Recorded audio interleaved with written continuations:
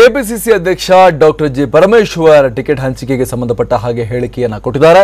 ಮೊದಲ ಹಂತದ ಸಭೆ ಮುಕ್ತಾಯ ಆಗಿದೆ. ಸಂಜೆ 5ಕ್ಕೆ ಮತ್ತೆ ಸಭೆಯನ್ನ ಸೇರಲಾಗುತ್ತೆ.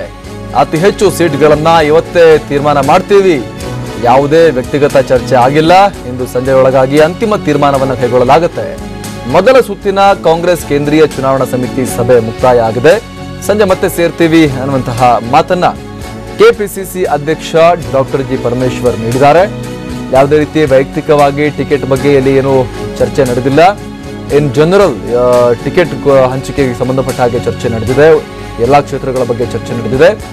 ಅತಿ ಹೆಚ್ಚು ಕ್ಷೇತ್ರಗಳ ಟಿಕೆಟ್ ಅನ್ನ ಇವತ್ತೇ ಫೈನಲ್ ಮಾಡ್ತೀವಿ, ಅಂತಿಮ ತೀರ್ಮಾನಕ್ಕೆ ಇವತ್ತೇ ಬರ್ತೀವಿ ಅನ್ನುವಂತಹ ಹೇಳಿಕೆಯನ್ನ ಕೆಪಿಸಿಸಿ ಅಧ್ಯಕ್ಷ ಡಾಕ್ಟರ್ ಜಿ ಪರಮೇಶ್ವರ್ ನೀಡಿದ್ದಾರೆ.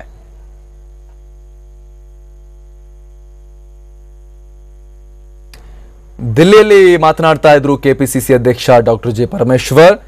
ಇವತ್ತು ಬೆಳಗ್ಗೆ 10 ಜನಪಥ್ನಲ್ಲೇ ಸೋನಿಯಾ ಗಾಂಧಿ ಅವರ ನಿವಾಸದಲ್ಲಿ ಏನು ಸಭೆ ನಡೀತು. ಸಭೆ ಸುದೀರ್ಘವಾಗಿ ಹಲವಾರು ಗಂಟೆಗಳ ಕಾಲ ನಡೀತು. ಆದರೆ ಅಂತಿಮ ತೀರ್ಮಾನಕ್ಕೆ ಬರೋಕೆ ಸಾಧ್ಯ ಆಗಿಲ್ಲ. ಇವತ್ತು ಸಂಜೆ ಮತ್ತೆ ಸಭೆ ಸೇರಲಾಗುತ್ತೆ. ಅದರಲ್ಲಿ ಬಹುತೇಕ ಅಂತಿಮಗೊಳಿಸಲಾಗುತ್ತೆ ಇದನ್ನ ಅನ್ನುವಂತಹ ಮಾಹಿತಿಯನ್ನ ಪರಮೇಶ್ವರ್ ಅವರು ನೀಡಿದ್ದಾರೆ.